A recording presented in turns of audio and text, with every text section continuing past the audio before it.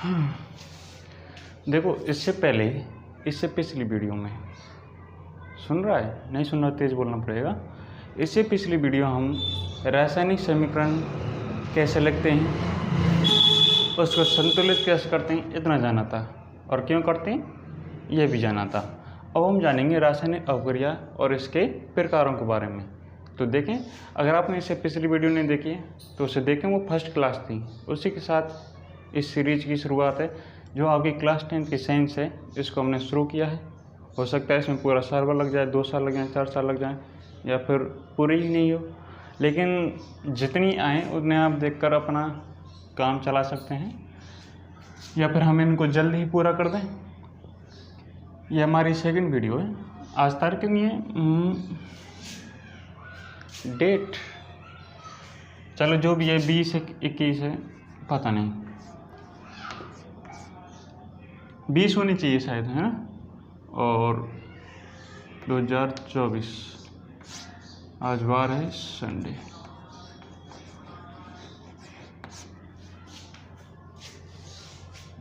इस पर सेकंड लिख देते हैं जिससे तुम्हें ध्यान रहे। सेकंड। इससे पिछली वीडियो हमने जाना था, शुरुआत की थी कि रासायनिक अपक्रिया कैसे करते हैं। जो रासायनिक परिवर्तन उन्हीं को हम रासायनिक अपक्रिया कह देते हैं। इनमें क्या होता है, एक से अधिक नए पदार्थ बनते हैं। तो लिख लेते हैं हम रासायनिक अपक्रिया।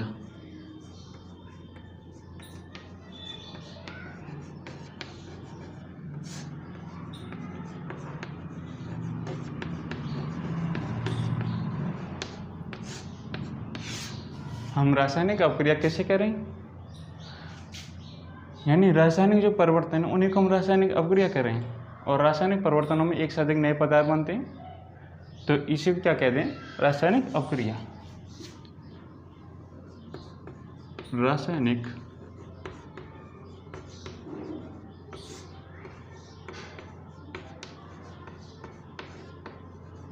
परिवर्तनों को ही रासायनिक अपक्रिया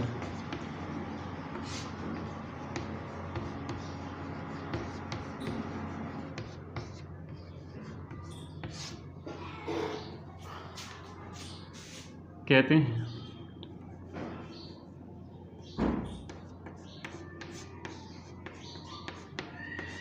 रासायनिक अपक्रिया में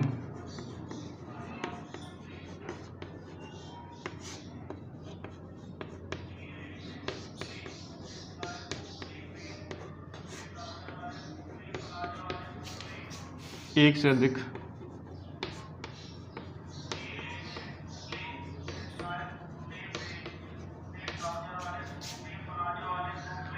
नए पदार्थ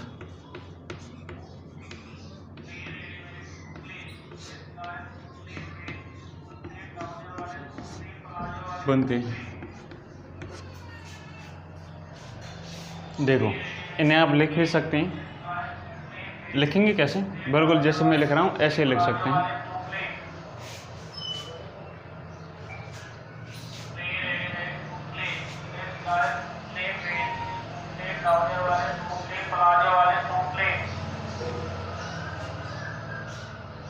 रासायनिक परिवर्तनों को रासायनिक अपक्रिया कहते हैं। रासायनिक परिवर्तन की परिभाषा भी यहाँ लिख सकते हैं, वही इसी की परिभाषा है। रासायनिक अपक्रिया में एक से अधिक नए पदार्थ बनते हैं, या तो एक या एक से अधिक। और ये नए पदार्थ कैसे होते हैं,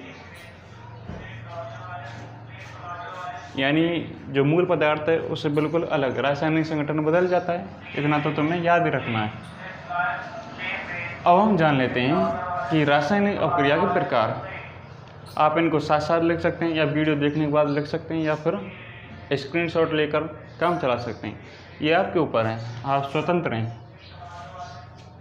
हाँ, पर हम जो पढ़ाएंगे वो बहुत अच्छा पढ़ाएंगे। बहुत अच्छे मतलब जैसा आप मेरे सामने होते, पैसे देकर पढ़ते तो भी उतना ही पढ़ाते, और हम यहाँ ऐसे पढ़ा रहे हैं तो भी ऐसे ही पढ़ाएंगे। रासायनिक अपक्रिया जान ली, ये तो हमने पहले ही जान ली थी पिछली वीडियो में। अब हम जान लेते हैं इसके प्रकार, जो कि काफ़ी महत्वपूर्ण है। इस टॉपिक में वही है, इसके प्रकार, रासायनिक अपक्रिया के प्रकार।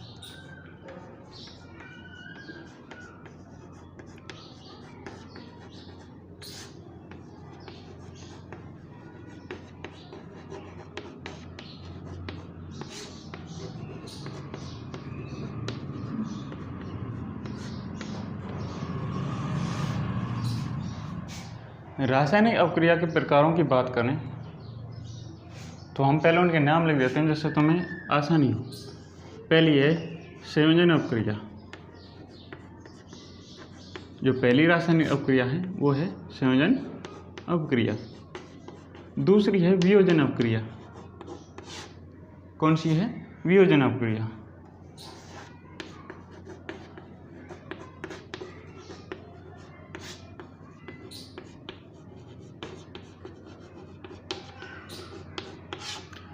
ठीक।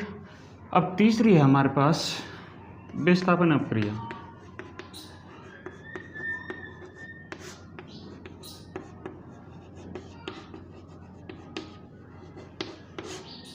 ये दिखाई तो दे रहा होगा, हाँ इतना तो है शायद इतना। चौथी है द्विविस्थापन अपक्रिया।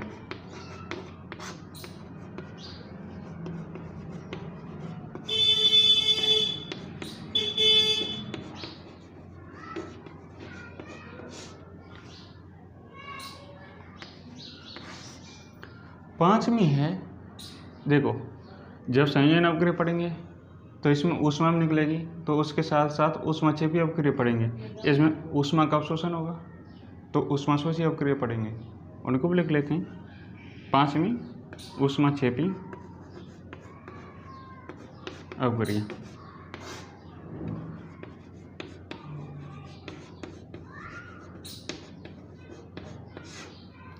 छठी हो जाएगी, इसमें तो निकलेगी ऊष्मा, इसमें अवशोषित होगी ऊष्मा शोषी अपक्रिया।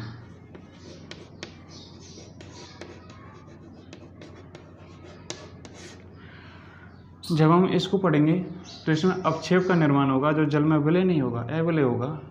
पात्र की बीकर की तली में पेंदे में बैठ जाएगा, उसे कहेंगे अपक्षेपण अपक्रिया। उसको भी लिख देते हैं अपक्षेपण अपक्रिया।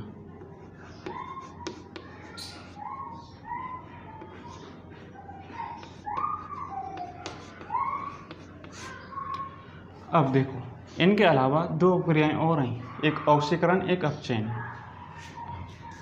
ऑक्सीकरण को हम उपचयन भी कह देते हैं।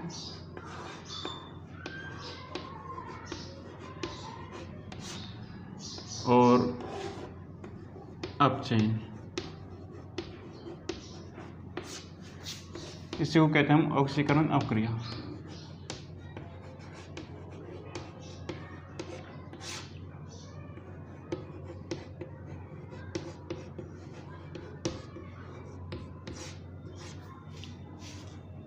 अब ऐसी अपक्रिया जिसमें दोनों साथ साथ हों, अभी तो हम इनको विस्तार से चर्चा करेंगे, केवल अभी नाम लिख रहे हैं। दोनों होंगी जिसमें उसे कहेंगे रेडॉक्स अपक्रिया।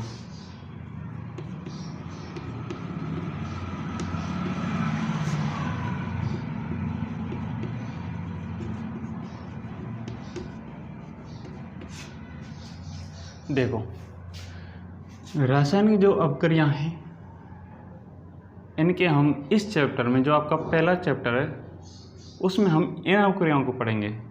और लास्ट में इस अपचयन यानी ऑक्सीकरण अपक्रिया के दो उदाहरण देखेंगे या दैनिक जीवन में इसके जो प्रभाव हैं उनको देखेंगे। वो हैं विकृत गंधिता और संचारण। इनके बाद चैप्टर कंप्लीट हो जाएगा। तो पहले नाम से जान लेते हैं। इसमें क्या होगा, जो संयोजन अपक्रिया है इसमें दो अपकारक जोड़कर या अधिक अपकारक जोड़कर एक ही उत्पाद बनाएंगे। और वियोजन में क्या होगा, एक अपकारक टूटकर दो या दो से अधिक उत्पाद बनाएगा। विस्थापन में एक उच्च अपक्रियाशील तत्व दूसरे निम्न अपक्रियाशील तत्व को उसके यौगिक से विस्थापित कर देगा। द्विविस्थापन में इसमें दोनों यौगिक होंगे और वो अपने आयनों का आदान प्रदान कर लेंगे, आपस में चेंज कर लेंगे।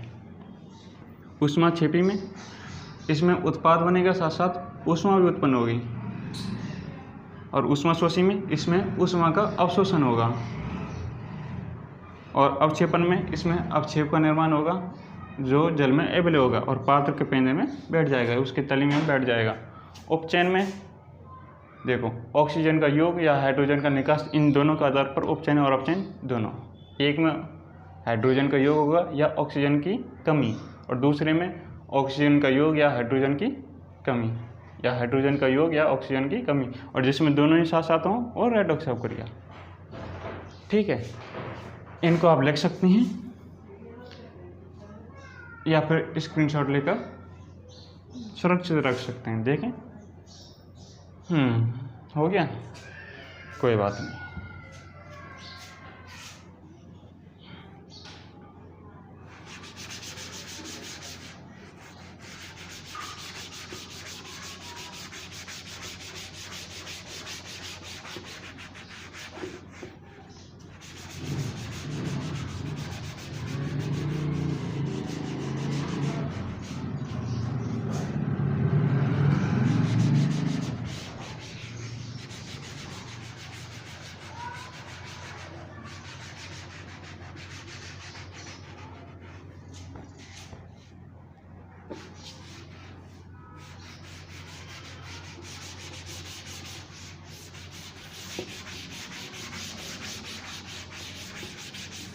अब देखिए, अब हम इनको एक एक करके पढ़ लेते हैं। पहली थी हमारी संयोजन अवक्रिया।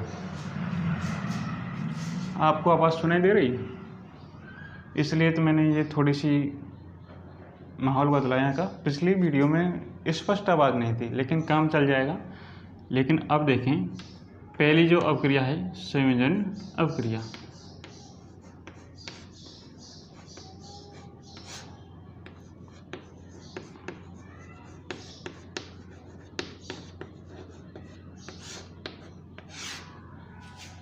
इसमें क्या होगा, दो अपकारक जोड़कर एक उत्पाद बनाएंगे। दो अपकारक जोड़कर क्या बनाएंगे? केवल एक उत्पाद एक ही बनेगा, क्योंकि संयोजन हो रहा है। तो लिखेंगे ऐसी अपक्रिया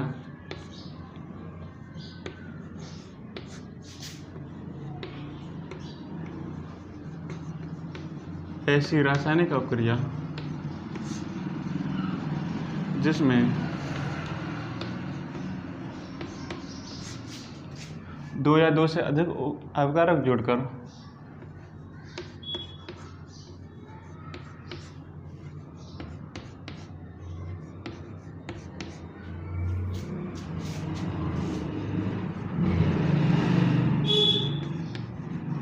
अपकारक जोड़कर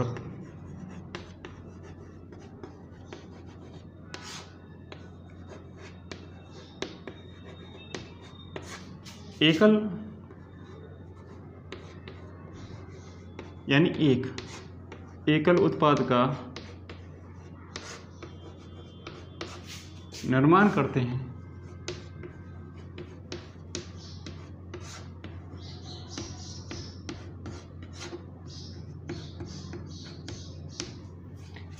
क्या कहलाएगी?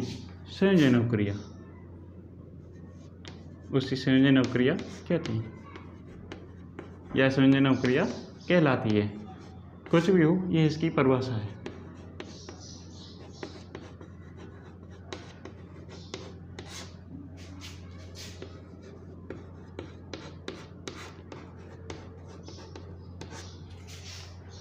क्या हुआ इसमें? कुछ भी तो नहीं हुआ। दो अपकारक या अधिक अपकारक जोड़कर केवल एक उत्पाद बनाएंगे।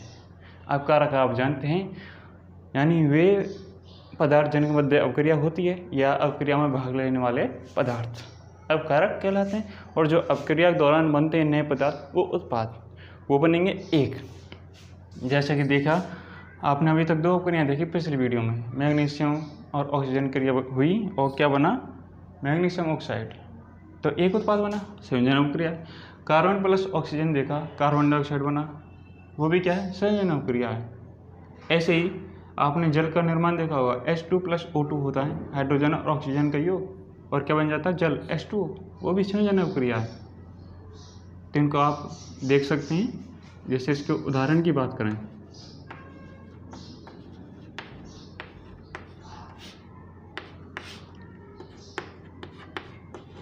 कोयले का दहन। कोयले में क्या होता है? कार्बन, और कार्बन का दहन करेंगे यानी ऑक्सीजन के साथ क्रिया, तो क्या बनेगी? कार्बन डाइऑक्साइड, साथ में ऊष्मा मुक्त होगी। ठीक है, इसको देख सकते हैं आप।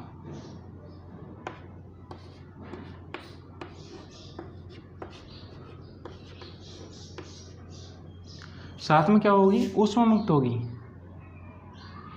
संतुलित करके खुद लिखेंगे अब सभी अवक्रियाओं को, ये आपका काम है ना, क्योंकि संतुलित करना सिखा दिया मैंने और इसको संतुलित करने की ज़रूरत भी नहीं है। यहाँ ऑक्सीजन 2, यहाँ भी ऑक्सीजन 2, यहाँ कार्बन 1 कार्बन 1, ये संतुलित है ही है।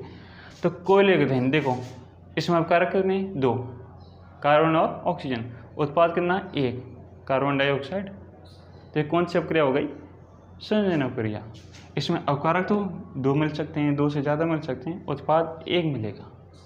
ठीक है, और उदाहरण देखें, जैसे जल के निर्माण की बात करें, जल का निर्माण, जल के निर्माण में क्या होगा, हाइड्रोजन और ऑक्सीजन, ये किसका निर्माण करेंगे, H2O का।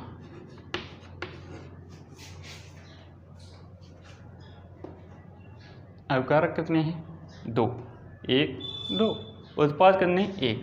तो इसमें क्या होगा, केवल एक उत्पाद बनेगा, एकल उत्पाद। तो ऐसे अपक्रिया संयोजन अपक्रिया। इसको आप संतुलित करके खुद लिखें, यहाँ हाइड्रोजन 2 है, यहाँ हाइड्रोजन 2 है, लेकिन ऑक्सीजन यहाँ 2 है, यहाँ 1 है, तो इसका आगे 2 लिखेंगे तो 2 ऑक्सीजन, लेकिन ये हो जाएगा 4, तो इसका आगे भी 2 लिख देंगे, ये हो जाएगी संतुलित। इसको आप खुद लिखेंगे संतुलित करके। ठीक है, इतना तो तुम्हें करना ही है। अब देखो, हमारे पास एक अपक्रिया आती है, बहुत अच्छी अपक्रिया है। हम करेंगे कैल्शियम ऑक्साइड से कैल्शियम हाइड्रोक्साइड का निर्माण। कैल्शियम ऑक्साइड को कहते हैं बिना बुझा हुआ चूना, और कैल्शियम हाइड्रोक्साइड को कहते हैं बुझा हुआ चूना। ये एक इम्पोर्टेंट रिएक्शन है, आपकी बुक में देखें, बुझे हुए चूने का निर्माण।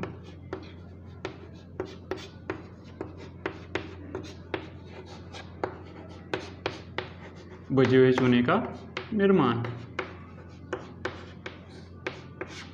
इसको याद रखेंगे। ठीक है, इसमें क्या होगा, कैल्शियम ऑक्साइड जो कि बिना बुझा हुआ चूना है,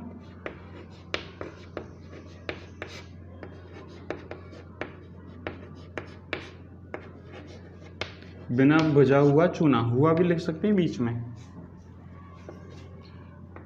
प्लस अब क्या करें, कैल्शियम हाइड्रोक्साइड बनाना है तो जल के साथ क्रिया करें, H2O, तो क्या बन जाएगा, कैल्शियम हाइड्रोक्साइड। चूँकि संयोजन अपक्रिया है तो एक ही उत्पाद बनेगा, साथ में ऊष्मा तो मुक्त होगी ही होगी, इसमें भी ऊष्मा मुक्त होगी, इसमें भी ऊष्मा, इसमें भी ऊष्मा मुक्त होगी। जब ऊष्मा मुक्त हो तो ऊपर की ओर चिन्ह लगाते हैं, ये तीर का सिरा ऊपर की ओर, अवशोषित हो तो नीचे की ओर, या फिर यहाँ इसको माइनस करके लिख सकते हैं। ठीक है, ऊष्मा दें तो इसके ऊपर, या फिर यहीं इधर लिख सकते हैं अगर माइनस हो। अभी उनको देखेंगे ऊष्मा शोषी और ऊष्मा क्षेपी अपक्रियाओं में। तो इसमें क्या हुआ, बिना यानी कैल्शियम ऑक्साइड की क्रिया जब हमने जल के साथ कराई तो क्या बना, कैल्शियम हाइड्रोक्साइड, जो कि है बुझा हुआ चूना।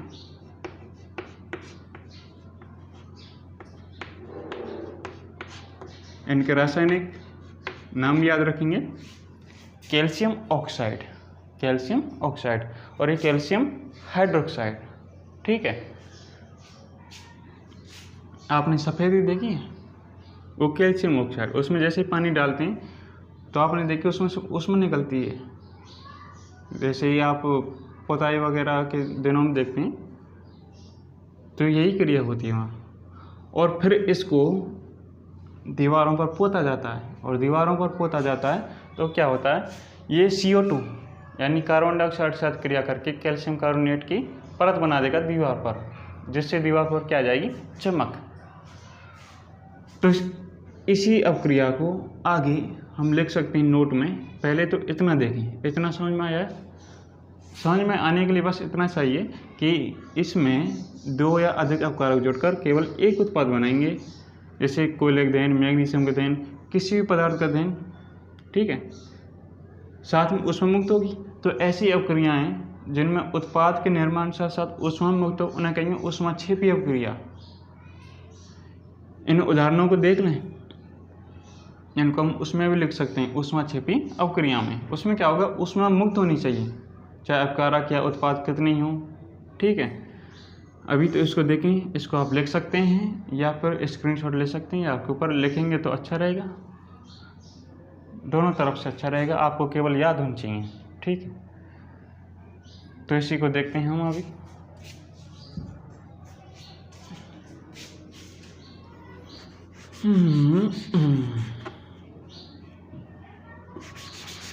जय जय राम, हरे राम।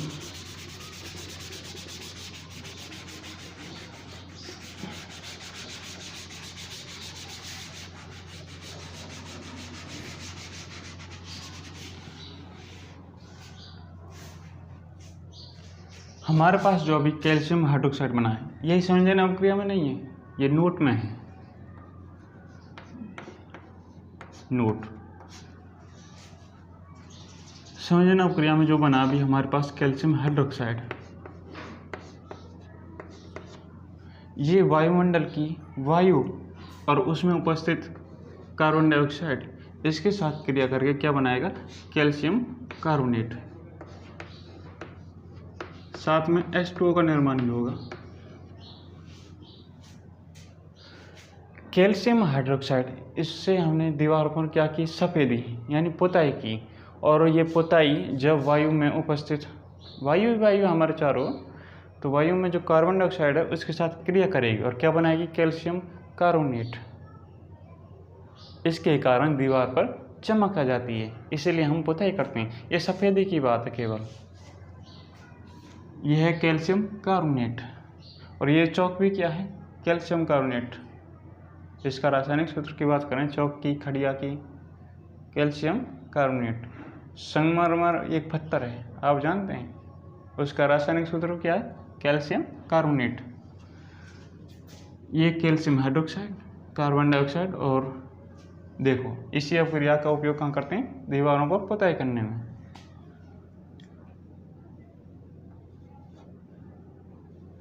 उपरोक्त अभिक्रिया में पहले जो नीचे अभिक्रिया हुई थी उसमें, उसे देख सकते हैं, कैल्शियम हाइड्रोक्साइड बुझे हुए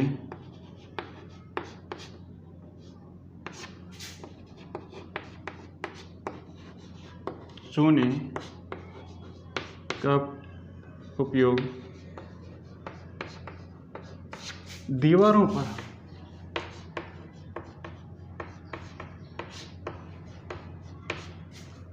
सफ़ेदी करने के लिए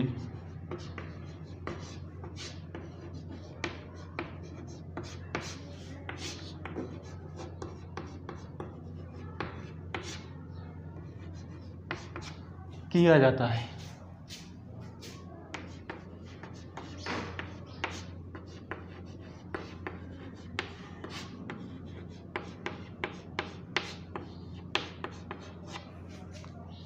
जो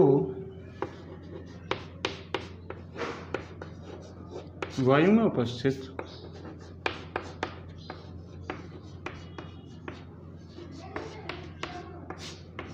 CO2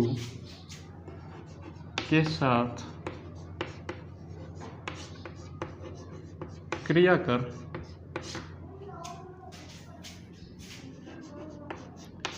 कैल्शियम कार्बोनेट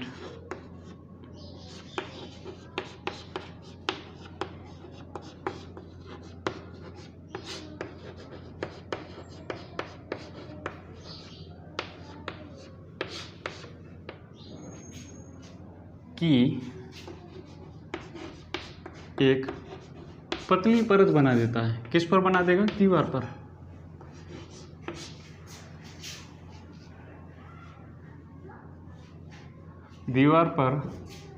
दीवार तो बना दें, जैसे उस पर ही चमक लानी है हमें, कि दीवार पर एक पतली परत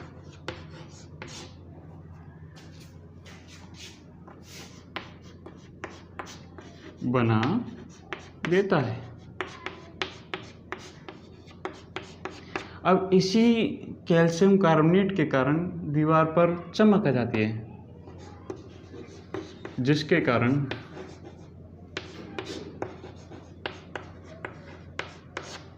दीवार पर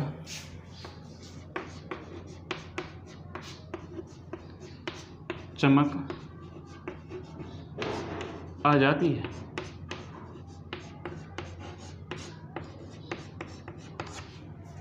ठीक है, हुआ क्या, इस कैल्शियम हाइड्रोक्साइड का उपयोग, जिसे हम भुजा हुआ चूना भी कह रहे हैं, दीवारों पर सफ़ेदी करने के लिए किया जाता है, जो वायु में उपस्थित CO2 के साथ क्रिया करके, यानी कार्बन डाइऑक्साइड के साथ क्रिया करके कैल्शियम कार्बोनेट की एक पतली परत बना देगा दीवार पर, जिससे दीवार पर क्या आ जाएगी, चमक।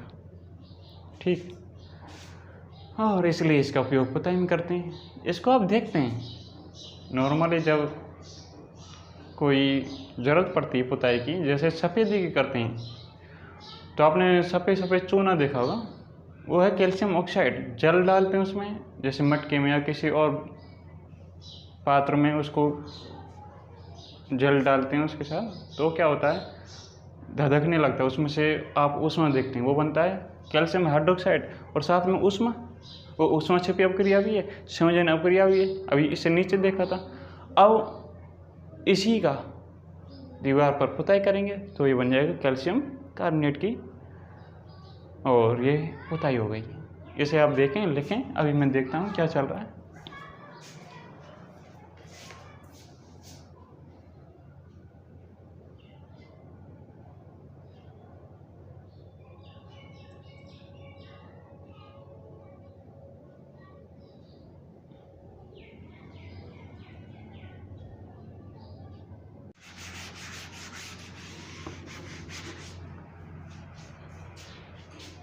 तो अभी हमने देखी संयोजन अपक्रिया, उसमें ऊष्मा का भी निर्माण हुआ है, उत्पाद तो बने हैं, ऊष्मा भी उत्पन्न हुई है। तो साथ ही ऊष्मा छिपी अपक्रिया को पढ़ लेते हैं, यानी हम दूसरी डाल देते हैं ऊष्मा छिपी अपक्रिया। ऊष्मा छिपी अपक्रिया, ये सब रासायनिक अपक्रियाएं, इतना तो तुम याद रखें। मैं रासायनिक लिखूंगा नहीं, नाम लंबा हो जाएगा, इसलिए ऊष्मा छिपी अपक्रिया यानी ऐसी रासायनिक अपक्रियाएं जिनमें उत्पाद के निर्माण के साथ साथ ऊष्मा भी उत्पन्न हो। जैसा कि अब हमने देखा है, carbon plus oxygen carbon dioxide बना, साथ में ऊष्मा भी उत्पन्न होगी, यानी किसी पदार्थ को जलाते हैं तो ऊष्मा भी तो उत्पन्न होती है, तो ऊष्मा छिपी अपक्रिया। ऐसे हमने कैल्शियम हाइड्रोक्साइड के निर्माण के साथ देखा, उसमें भी ऊष्मा उत्पन्न होती है। तो लिख सकते हैं ऐसी अपक्रियाएं हैं, ऐसी रासायनिक अपक्रियाएं हैं जिनमें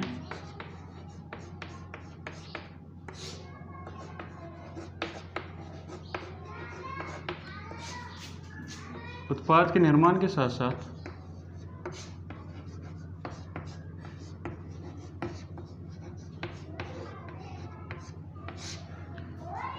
उत्पाद के निर्माण के साथ साथ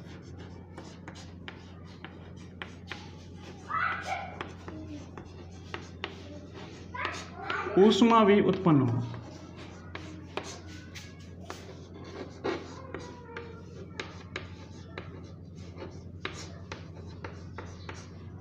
क्या कहलाएगी?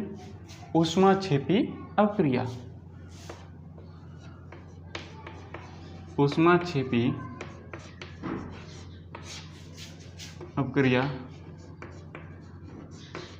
कहलाती है।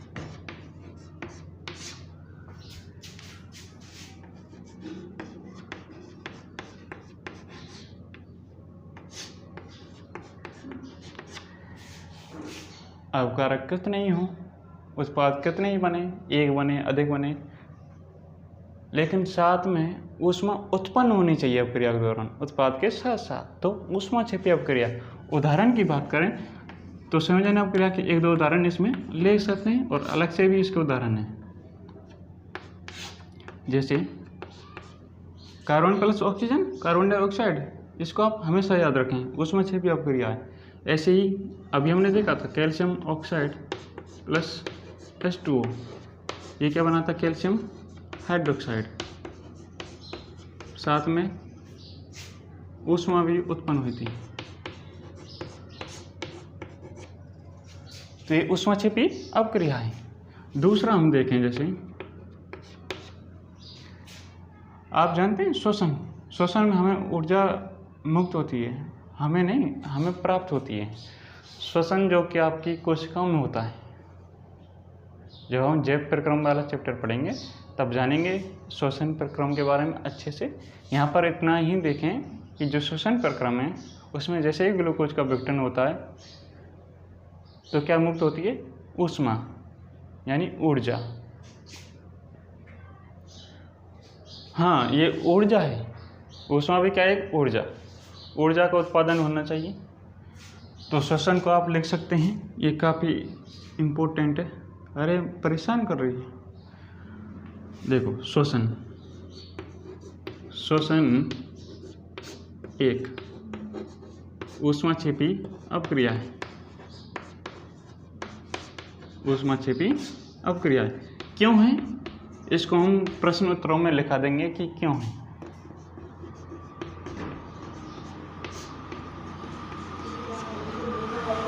वैसे सुन लें कि क्यों है।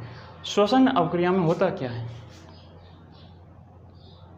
जो पदार्थ हैं, जो भोजन पच गया हमारे शरीर में, वो रक्त के द्वारा कोशिकाओं में ले जाया जाता है और ऑक्सीजन हीमोग्लोबिन ले जाता है। तो ऑक्सीजन की उपस्थिति में जो पाचित भोजन है ग्लूकोज के रूप में जो पहुंचा है उसका विघटन होगा और क्या मुक्त होगी? ऊष्मा यानी ऊर्जा मुक्त होगी। हम भोजन करते ही इसलिए हैं क्योंकि हमें जीवित रहने के लिए चाहिए ऊर्जा, और ऊर्जा मुक्त होती है श्वसन प्रक्रम के दौरान। देखो, एक बात और है, कई बच्चे आमतौर पर जानते हैं कि हम सांस अंदर लेते हैं बाहर छोड़ते हैं, इसको श्वसन कहते हैं। ये श्वसन नहीं है, सांस लेना है। उच्छ्वसन आप सुना है? कोई बात नहीं। सांस लेना और अंदर बाहर करना ये अलग है, ये सांस लेना प्रक्रम है। श्वसन, इसमें ऊर्जा मुक्त होगी, ग्लूकोज का विघटन होगा ऑक्सीजन की उपस्थिति में, या दहन कहते हैं। ग्लूकोज आप जानते हैं C6H12O6, ऑक्सीजन की उपस्थिति में हो रही है श्वसन, तो ऑक्सीजन क्या बनेगा? हम सांस छोड़ते हैं, कौन सी गैस? कार्बन डाइऑक्साइड CO2, उसको लिख दें। साथ में बनेगा जल और प्लस में ऊर्जा मुक्त होगी। ऊर्जा मुक्त हो रही है तो ऊष्माक्षेपी अपक्रिया। कौन? श्वसन। और ग्लूकोज किससे बनता है? कार्बोहाइड्रेट से। कार्बोहाइड्रेट किन किन में होता है आप छोटी कक्षा में जान चुके होंगे, जैसे कि गन्ना है, आलू है, चावल है, अनाज है, आपकी जो रोटी है खाने की, किसी भी अनाज की हो, सब में कार्बोहाइड्रेट। और देखें, आपने देखे वो हम साग सब्जियों को, फलों को, पेड़ पौधों की अवशिष्टों को धरती में अपघटित होने के लिए छोड़ दें तो अवघटित हो जाएंगे, मिट्टी बन जाएगी उनकी, उर्वरक पदार्थ है जो कि उपजाऊ, और साथ में ऊर्जा भी मुक्त होगी या ऊष्मा भी मुक्त होगी। तो वो भी क्या है? ऊष्माक्षेपी अपक्रिया। जैसे साग सब्जियों का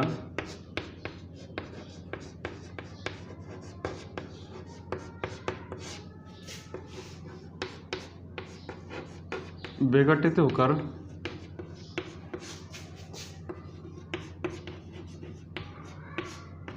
कंपोस्ट बनना, इनकी खाद बन जाती है जो कि उपजाऊ पदार्थ है।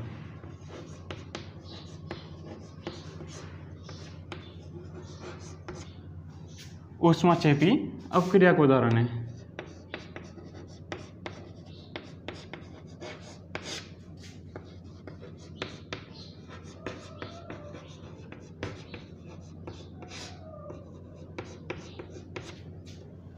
ठीक है, इनको आप देखें, मैं देखो इधर से साफ दिख रहा है या नहीं, इधर लिखें ना। क्लियर तो आ रहा है बिल्कुल। पहले नहीं आया था इसलिए मैंने उसको वहीं पर रोका था। तो ये क्या है? ऊष्माक्षेपी अपक्रिया के उदाहरण हैं। इनके अलावा बहुत सारे हो सकते हैं। ठीक है, इतना ही याद रखें काम चल जाएगा। यानी ऐसी अपक्रियाएं जिनमें ऊष्मा का निर्माण हो या ऊर्जा भी उत्पादित हो, ऊष्माक्षेपी अपक्रिया, आप इनको लिखें या फिर काम चलाएं। स्क्रीनशॉट तो ज़रूर लें सभी बच्चे।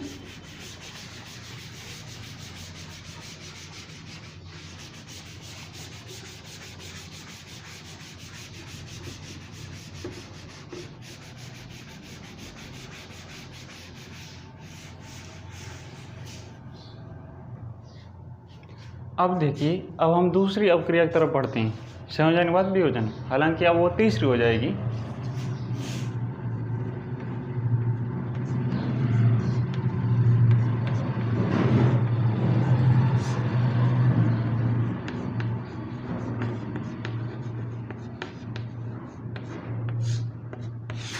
देखो, इसमें नाम से पता चल रहा है वियोजन।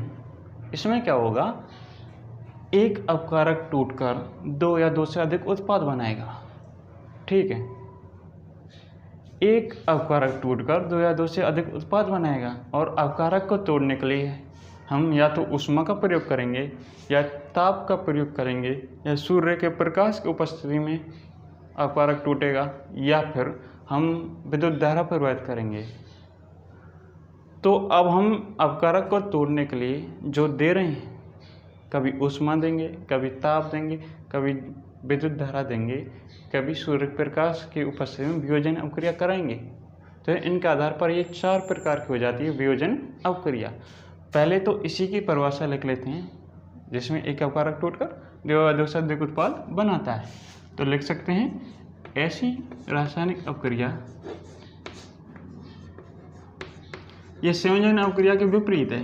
इन दोनों में अंतर भी पूछ सकता है एग्जामिनर, क्योंकि दोनों विपरीत अपक्रियाएं हैं। एक तरफ संयोजन अपक्रिया, एक तरफ वियोजन अपक्रिया, इनमें अंतर भी स्पष्ट किया जा सकता है। लेकिन अभी तो हम इसकी परिभाषा ही लिखेंगे, ऐसी अपक्रिया जिसमें एकल अपकारक टूटकर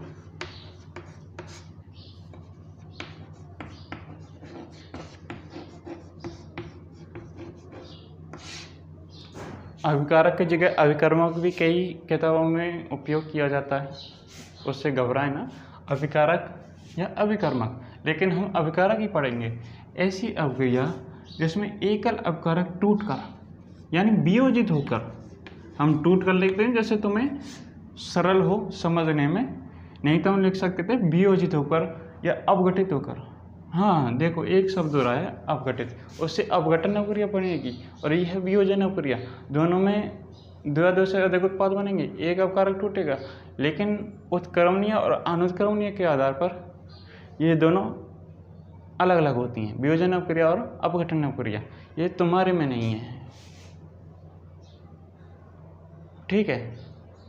ये शायद मैंने कहीं यूपी बोर्ड की कोई किताब थी, उसमें देखा था, वहाँ अपघटन है 10वीं में, तुम्हारे में वियोजन है। इसे देखें, ऐसी अपक्रिया जिसमें एकल अपकारक टूटकर या वियोजित होकर दो या दो से अधिक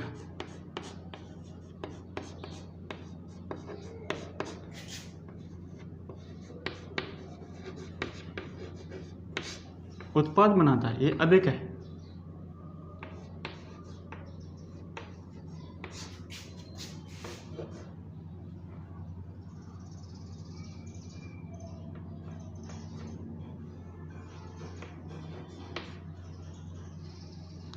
ऐसी अपक्रिया जिसमें एकल अपकारक टूटकर दो से अधिक उत्पाद बनाता है या बनते हैं,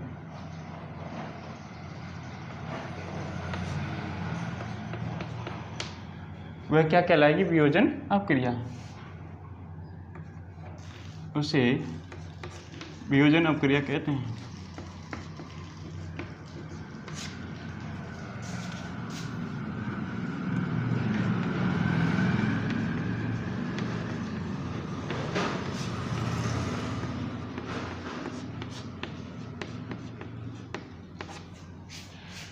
संयोजन अपक्रिया में क्या हुआ, दो या अधिक अपकारक जुड़कर एकल उत्पाद बनाएंगे। इसमें एकल अपकारक टूटकर दो या अधिक उत्पाद बनाएगा, जैसा कि आप इसके उदाहरण देख सकते हैं।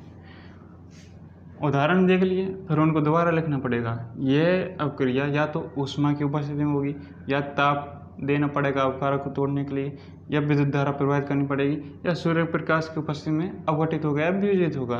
तो इनके आधार पर 4 प्रकार हैं, उनको हम लिख सकते हैं। जिसमें पहला लिखूं, क्या क्या देना पड़ता है इसमें, देखो इसको देख सकते हैं आप अलग से। एक ऊष्मा, ठीक है, एक ताप। ताप और ऊष्मा में थोड़ा फर्क है, आप छोटी कक्षाओं में पढ़ चुके होंगे, 7वीं कक्षा में। अगर आपको नहीं पता है तो कमेंट करें, जिससे मैं अलग वीडियो बनाऊं। सब कुछ एक में दे दो और तुम ध्यान नहीं दो तो इससे फ़ायदा नहीं है। ताप और ऊष्मा में क्या फ़र्क है, नहीं तो हम ताप ये वियोजन अपक्रिया और ऊष्मीय वियोजन अपक्रिया को अलग अलग नहीं पढ़ते, एक साथ पढ़ लेते। इनमें थोड़ा फ़र्क है।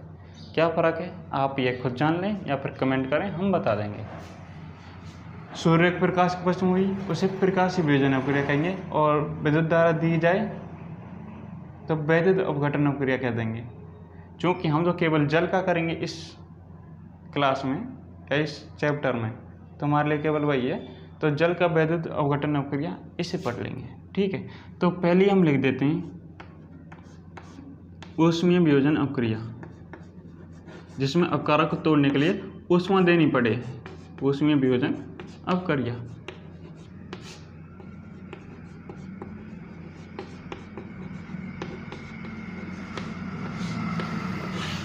जब आपके लिए केवल परीक्षा में पूछे संयोजन अपक्रिया को समझाइए, उदाहरण दीजिए, वियोजन अपक्रिया को समझाइए, उदाहरण दीजिए, तब तो वियोजन अपक्रिया की परिभाषा लिख देना और इसके कोई से भी उदाहरण लिख देना, चाहे उसमें से, चाहे प्रकाशीय वियोजन से, किसी से भी। लेकिन जब स्पेशल पूछे कई नंबर का तो चारों को समझा देना इसके साथ। ऊष्मीय वियोजन अपक्रिया, इसमें अपकारक को तोड़ने के लिए ऊष्मा दी जाती है, यानी ऐसी वियोजन अपक्रिया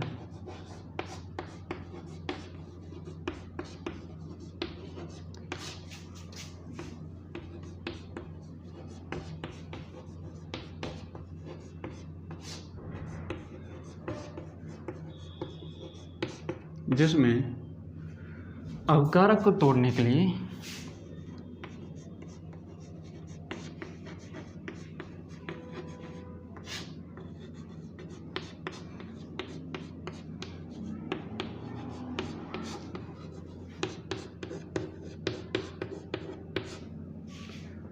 ऊष्मा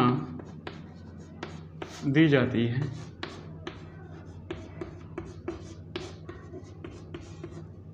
क्या कहलाती है, ऊष्मीय वियोजन अपक्रिया कहलाती है।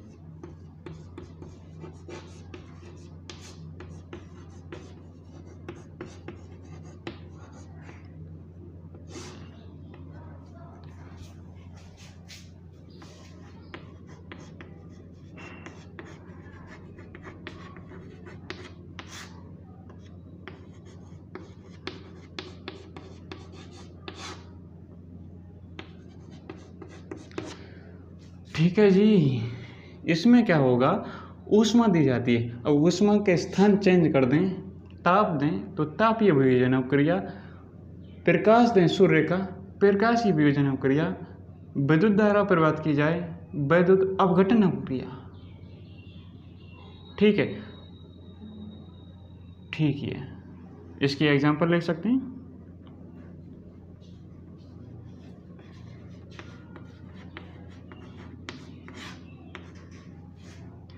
जैसे फेरस सल्फेट FeSO4, इसको हम ऊष्मा दें, क्या दें, ऊष्मा, तो ये है फेरिक ऑक्साइड,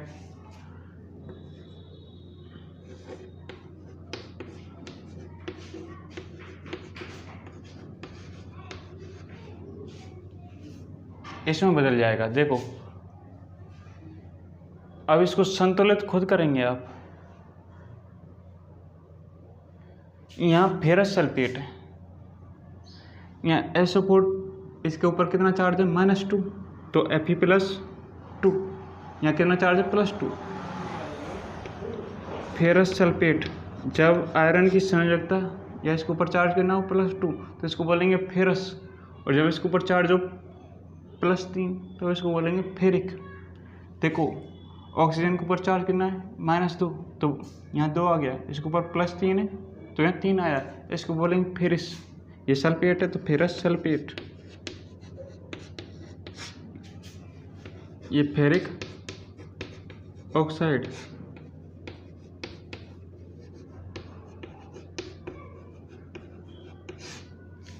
अगर आपने ऐसा कुछ सीखा नहीं है तो ये तुम्हारी गलती है। 9वीं क्लास में ऐसा सब कुछ सीख लेना चाहिए था। कब?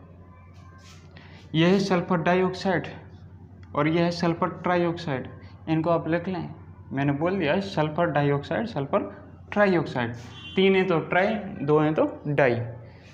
इसमें क्या हुआ, इसके साथ जल के अणु भी थे, वो हमने लिखे नहीं। यह फेरस सल्फेट, जब इसको गर्म किया जाता है या इसे ऊष्मा दी जाती है तो यह ferric oxide, sulphur dioxide, sulphur trioxide में बदल जाता है। इस अपकारक को तोड़ने के लिए क्या दी? ऊष्मा। तो ऊष्मीय वियोजन अपक्रिया, वियोजन अपक्रिया इसलिए एकल अपकारक है, दो से अधिक उत्पाद हैं। ठीक है, ऐसे ही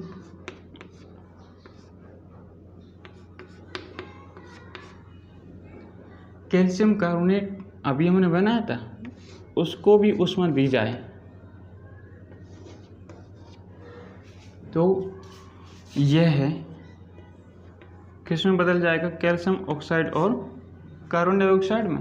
देखो calcium oxide plus carbon dioxide, calcium carbonate इसको तोड़ा हमने ऊष्मा की सहायता से। एक अपकारक है, 2 उत्पाद बने तो वियोजन अपक्रिया। ऊष्मा दिए अपकारक को तोड़ने के लिए तो ऊष्मीय वियोजन अपक्रिया। इनको आप लिख सकते हैं कैल्शियम कार्बोनेट, इसको ऊष्मा दी, कैल्शियम ऑक्साइड और कार्बन डाइऑक्साइड बना। इनको आप देख सकते हैं, स्क्रीनशॉट लें। मैं इसे देखता हूँ इधर से।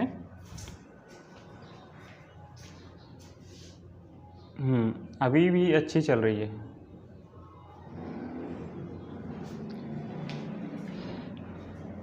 हाँ, आपने देख लिया होगा। देखो यहीं से हम एक और अपक्रिया पढ़ लेते हैं।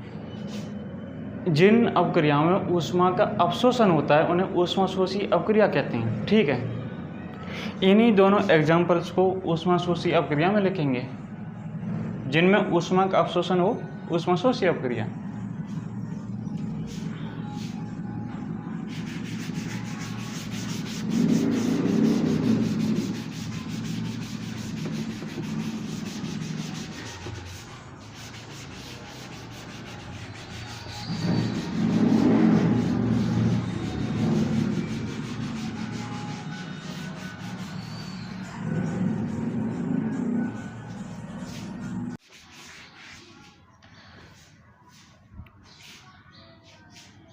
अभी देखो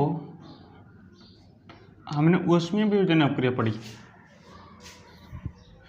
अब हम वियोजन अपक्रिया में इसका सेकंड टाइप ताप देंगे, यानी तापीय वियोजन अपक्रिया पढ़ रहे हैं।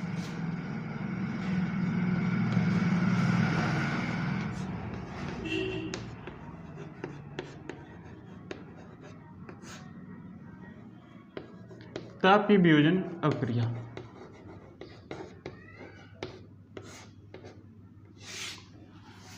इसमें क्या होगा?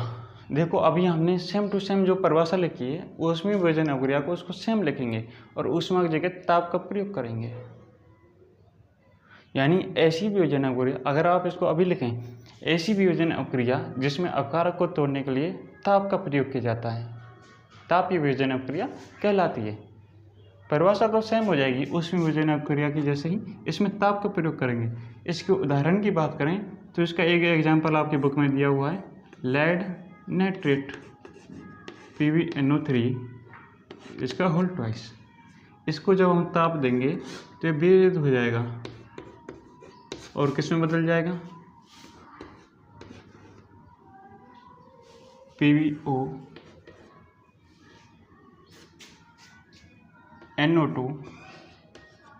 Plus O2। अब इसको संतुलित करके आप खुद लिखेंगे। ठीक है, संतुलित जितनी भी अपक्रिया हैं जिनको करने की आवश्यकता है वो आप खुद करेंगे। इसमें क्या होगा, इसको तोड़ने के लिए ताप का प्रयोग करेंगे, इसलिए से ताप की विजनन अवक्रिया कहेंगे। बनेगा lead oxide, nitrogen dioxide, oxygen gas. ठीक है, अब तीसरा प्रकार जाने वियोजन अवक्रिया का ही। सूर्य के प्रकाश की उपस्थिति में करा दें, उसे कहेंगे प्रकाशीय वियोजन अवक्रिया।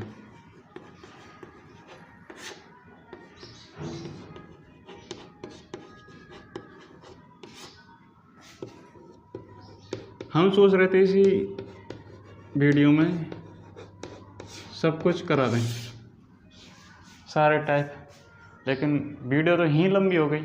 अभी 1 घंटे की होने वाली है, 10-5 मिनट में हो जाएगी। अभी तो यही अवक्रिया नहीं हुई पूरी। चलो देखते हैं, इससे कुछ नहीं, ज़्यादा से ज़्यादा जो हमने 40 वीडियो कही थी वो और बढ़ जाएंगी, उनकी संख्या और बदल जाएगी, कोई बात नहीं। प्रकाशीय वियोजन अवक्रिया, इसमें अपकारक को तोड़ने के लिए सूर्य प्रकाश की आवश्यकता होगी, यानी सूर्य प्रकाश की उपस्थिति में अपकारक वियोजित हो जाएगा। तो लिख सकते हैं, इसके एग्जाम्पल ही देखें, परिभाषा तो आप खुद लिख सकते हैं, यानी ऐसी वियोजन अवक्रिया जिसमें सूर्य प्रकाश की आवश्यकता होती है अपकारक को तोड़ने के लिए, प्रकाश वियोजन अवक्रिया। इसके एग्जाम्पल की बात करें, जैसे AgCl यानी सिल्वर क्लोराइड, सूर्य प्रकाश की उपस्थिति में रखें, यानी धूप में रख दें। कुल मिलाकर सिल्वर क्लोराइड है आपके पास, धूप में रखें, वही इसकी उपस्थिति सूर्य का प्रकाश, सूर्य का प्रकाश, इसको धूप में रखें तो किस में बदल जाएगा, सिल्वर और क्लोराइड में। सिल्वर अलग और क्लोराइड अलग।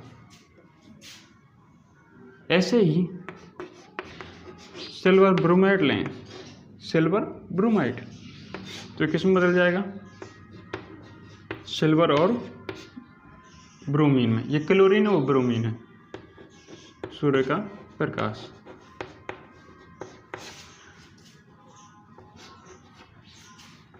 Ag+Br2, इसको धूप में रखें तो सिल्वर और क्लोरीन बदल जाएगा। सिल्वर ब्रोमाइड, इनके नाम आप लिख सकते हैं, सिल्वर ब्रोमाइड, सिल्वर क्लोराइड, तो ये बनेगा सिल्वर प्लस ब्रोमीन गैस, ये क्लोरीन गैस। ये जो अवक्रिया है आपकी, इस अवक्रिया का उपयोग जो आपकी ब्लैक एंड वाइट फोटोग्राफी है उसमें किया जाता है। 1 नंबर का क्वेश्चन यहाँ से बन सकता है कि ब्लैक एंड वाइट श्याम एवं श्वेत फोटोग्राफी में किस अवक्रिया का उपयोग किया जाता है, तब आपको ये अवक्रिया पूरी लिखनी है कि इस अवक्रिया का उपयोग श्याम श्वेत या श्वेत श्याम फोटोग्राफी में किया जाता है, जो ब्लैक एंड वाइट वाली फोटोग्राफी है। तो लिख सकते हैं, इस अवक्रिया का उपयोग नीचे वाली का, केवल इसी का,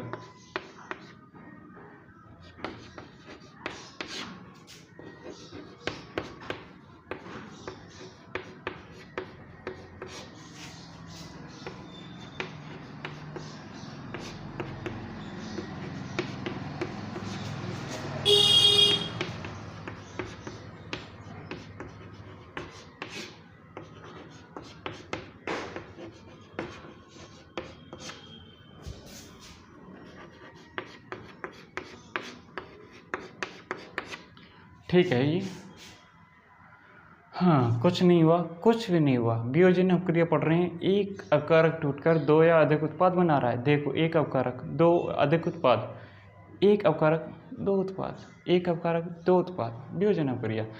ताप दिया तापीय वियोजन, ऊष्मा दिया ऊष्मीय वियोजन अवक्रिया, सूर्य प्रकाश दिया प्रकाशीय वियोजन अवक्रिया। अब हम विद्युत धारा प्रवाहित करेंगे और जल इसका अवघटन कराएंगे, उसी को देखेंगे, जिनको आप देख सकते हैं। हाँ,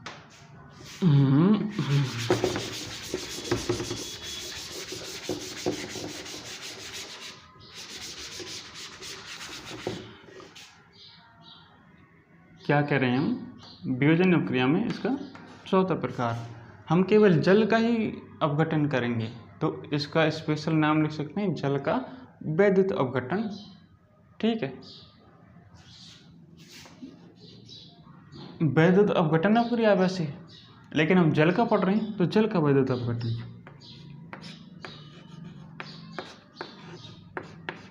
क्योंकि ये स्पेशल पूछ लिया जाता है एग्जाम में, शायद बोर्ड एग्जाम में 2 बार ये पूछ लिया गया है। इसका डायग्राम भी पूछ लिया गया है कि कैसे अपघटित करते हैं। जल के वैद्युत अपघटन की अपक्रिया का नामांकित चित्र बनाइए, या इसका चित्र भी बनाना पड़ता है। अपक्रिया तो पूछ ही लेते हैं, साथ में देनी पड़ेगी। वैसे अपक्रिया का नाम क्या है? वैद्युत अपघटन अपक्रिया। हम पढ़ रहे हैं जल का वैद्युत अपघटन, ये इम्पोर्टेंट है। पढ़ते वैद्युत अपघटन अपक्रिया या वैद्युत वियोजन अपक्रिया, जिसमें अपकारक को तोड़ने के लिए विद्युत धारा प्रवाहित की जाए। हम उदाहरण के रूप में एक ही उदाहरण का उपयोग करेंगे, जल H2O, इसलिए इसे हम कह देंगे जल का वैद्युत अपघटन। ये आपका जल है H2O, विद्युत धारा प्रवाहित करेंगे, विद्युत धारा, तो ये किस में बदल जाएगा या किस में वियोजित हो जाएगा? H2 + O2। ठीक है, संतुलित आप खुद करें। कैसे होता है ये, इसको देखें, पूछ लिया जाता है इसलिए हम बता दें आपको। ये आपका कोई पात्र है, ठीक है, पात्र आप बहुत अच्छा बना सकते हैं मुझसे, मैं तो बस तुम्हें बता रहा हूँ। इसमें क्या है? जल।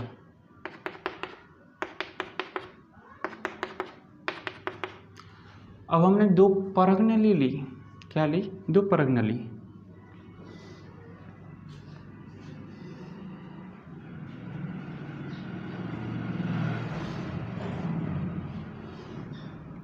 ये 2 परगनलियाँ हैं इसके अंदर, ए और बी, जो भी हैं, कुछ भी नाम दे लो। और इसमें भी पानी है, पूरा नहीं है लेकिन अधूरा अधूरा, जैसे यहाँ तक भरा हुआ है, इनमें भी पानी, पूरी नहीं भर रही हैं, ऊपर से थोड़ी सी खाली है। तो नीचे लें ग्रेफाइट की रोड, इसमें 2 ली, एक एक में ग्रेफाइट की रोड, और इनको जोड़ दिया दोनों को।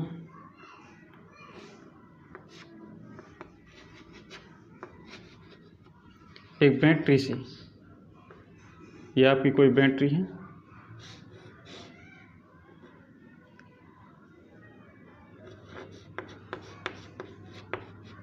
ये आपकी कोई बैटरी है, इससे जोड़ दिया। हमें क्या लेना है? इनमें विद्युत धारा चाहिए, हल्की विद्युत। ये बैटरी का प्रयोग करें तो इससे विद्युत धारा प्रवाहित कर सकते हैं, इसलिए हम इसमें स्विच लगा देंगे, जब ज़रूरत होगी ऑन कर देंगे, नहीं तो ऑफ। अब इसमें जो जल है परगनली में, देखो पानी यहाँ से बाहर नहीं निकल जाए, इसके ये ग्रेफाइट के रोड के वो सिरे जो हैं बाहर हैं, बाहर पानी नहीं निकल जाए, इसलिए हम यहाँ कॉर्क लगा देते हैं। अब रंगीन चौक है नहीं तो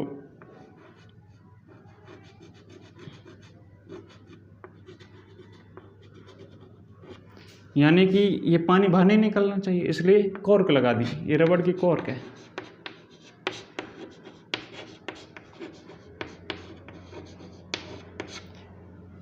ये परगनली हैं दोनों, ये ग्रेफाइट की रोड है,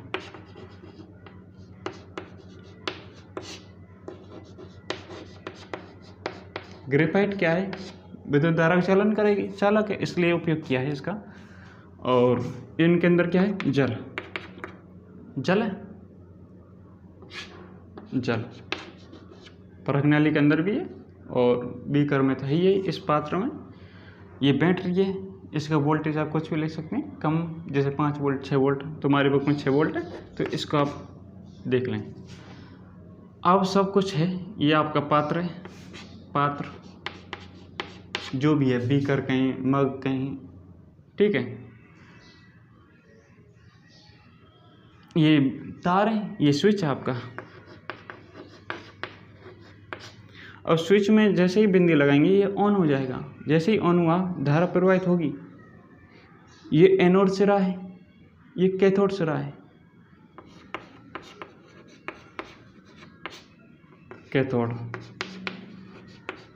कैथोड वाला होता है माइनस का और एनोड वाला होता है प्लस का सिरा। अब इसमें विद्युत धारा जैसे ही प्रवाहित करेंगे जल में, जल वियोजित हो जाएगा, अपघटित हो जाएगा, जिनसे बना है उनमें टूट जाएगा। हाइड्रोजन और ऑक्सीजन से बना है। इनमें जो ऋणायन है वो एनोड की ओर जाएंगे, एनोड सिरे पर एकत्रित होंगे, और जो ऋणायन है वो एनोड की ओर, और जो धनायन है वो कैथोड की ओर आकर्षित होंगे, इसकी ओर जाएंगे। तो देखो हाइड्रोजन और ऑक्सीजन, इनमें ये ऋणायन है, कहाँ जाएगी? एनोड की ओर। तो एनोड सिरे पर इसमें ये ऑक्सीजन के अणु मुक्त होंगे, ठीक है। ये कैथोड ऋणायन है, इस पर धनायन हाइड्रोजन के अणु इकट्ठे होंगे। हाइड्रोजन, हाँ इसको मैं आपको बता दूं, जो धनायन है वो जाएंगे एनोड के, नहीं कैथोड पर, माइनस वाले सिरे पर, कैथोड वाले सिरे पर यानी माइनस वाले पर। और जो ऋणायन है वो जाएंगे एनोड वाले सिरे पर।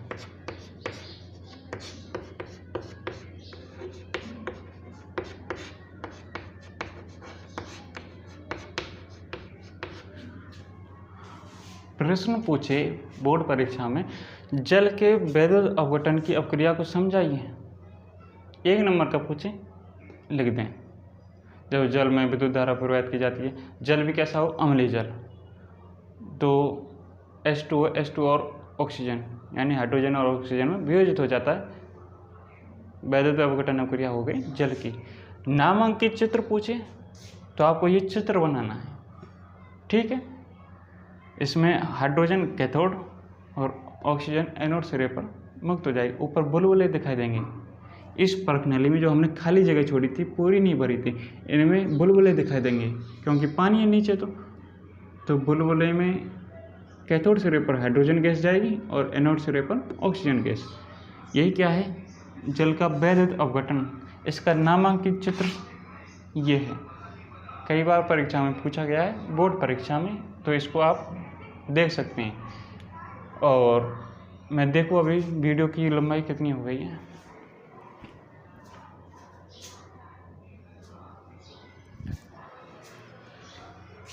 हाँ, वीडियोज़ की लंबाई काफ़ी हो चुकी है, तो घंटे भर बहुत होता है। इसके बाद नेक्स्ट वीडियो बना देंगे, बनाएंगे तो ज़रूर कभी बना दें, लेकिन छोड़ेंगे अगली वीडियो के रूप में। हमारे पास ऐसे उपकरण नहीं है जैसे होते हैं ना, आप YouTube पर देखते हैं इतने घंटे लाइव चलती हैं, इतने रिकॉर्डिंग होती हैं जैसे 4-5 घंटे की। ऐसे हों तो तेरे वीडियो भी नहीं है पूरी, शायद तेरे या तेरे चैप्टर हैं, तो कंप्लीट सिलेबस 13 दिन में, उनका आप कभी देख सकते। लेकिन हमारे पास ऐसा नहीं है, हमें तो हिसाब से चलना होगा। कुछ नहीं किया आज हमने, क्या किया? रासायनिक अपक्रिया के प्रकार जाने। पहली संयोजन अपक्रिया, उसमें एकल उत्पाद बनाया, उसी के साथ साथ ऊष्मा मुक्त हुई, ऊष्मा छिपी अपक्रिया पड़ी। दूसरी वियोजन अपक्रिया, एकल अपकारक टूटकर क्या बन रहा है?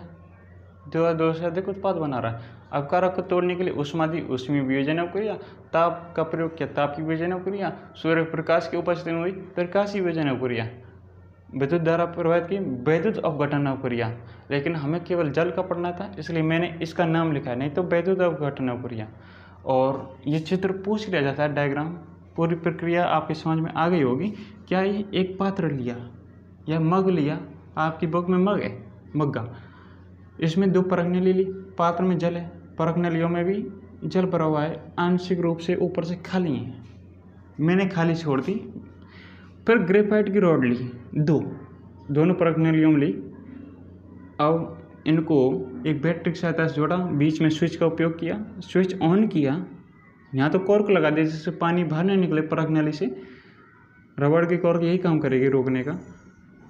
तो क्या है, जैसे ही स्विच ऑन किया, ये बिंदी लगाई तो ऑन, बिंदी हटाई तो ऑफ। ऑन किया जैसे ही तो धारा प्रवाहित हुई, धारा से जल का वैद्युत अपघटन हो गया और हाइड्रोजन और ऑक्सीजन अलग अलग हो गई। जो H2 है वो हाइड्रोजन ऑक्सीजन में विभाजित हो गया। ऑक्सीजन जाएगी एनोड पर और हाइड्रोजन जाएगी कैथोड पर। ये मैंने यहाँ लिख दिया। जो उसमें धनायन अणु हैं वो जाएंगे कैथोड वाले सिरे पर, ऋणायन अणु एनोड वाले सिरे पर। ये अपक्रिया संपन्न हुई। हमने इसमें एक प्रकार जाना था उसमें विभजन अपक्रिया, उससे हम एक और अपक्रिया जानेंगे, चौथी जो है ऊष्माशोषी अपक्रिया। ऊष्माशोषी अपक्रिया यानी ऐसी अपक्रियाएं जिनमें ऊष्मा का अवशोषण होता है, ऊष्माशोषी अपक्रिया कहलाती हैं। और जो हमने ऊष्मीय विभजन अपक्रिया के उदाहरण जाने थे उनको भी लिख सकते हैं और अलग से। इसको हम नेक्स्ट वीडियो में एक्सप्लेन करेंगे। इसको आप देख सकते हैं। अगर आपको कोई कमी लगी हो तो कमी हमें बता सकते हैं, हम वीडियोज में क्या सुधार कर सकते हैं वो बता सकते हैं। पढ़ाने के तरीके में और कोई बदलाव हो जिससे तुम्हें ज़्यादा समझ में आए वो हमें बता सकते हैं। आपके सुझावों को हम देखेंगे, मान सकते हैं। अगर कोई दिक्कत नहीं है तो इनको लिखें, अच्छे से पढ़ें। अगर आपका कोई दोस्त पढ़ने वाला हो और उसे इस चैनल के बारे में नहीं पता हो तो उसे बताएं, केवल पढ़ने वाले को, जिसको पढ़ना हो। बाकी ज़्यादा प्रचार से तो कोई ज़रूरत नहीं है, आप पढ़ने वाले हैं वही ठीक है।